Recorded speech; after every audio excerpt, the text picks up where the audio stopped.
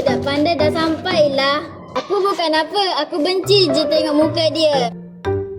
Okey, sekarang soalan seterusnya.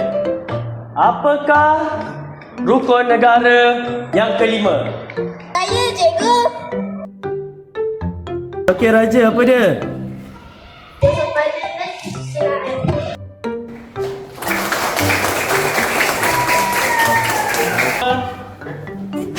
Terima kasih semua.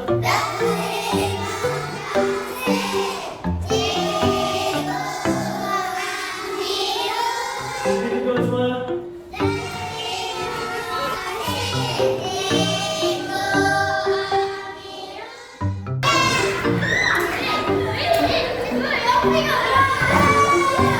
Raja, asal kau pandai sangat lah.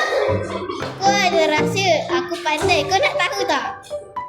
Kau serius lah nak share dengan aku? Boleh? Kalau kau nak tahu, jom ikut aku. Okey, jom.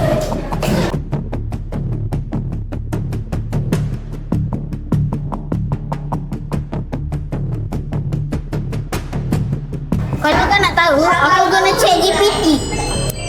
Serius lah kau guna ChatGPT?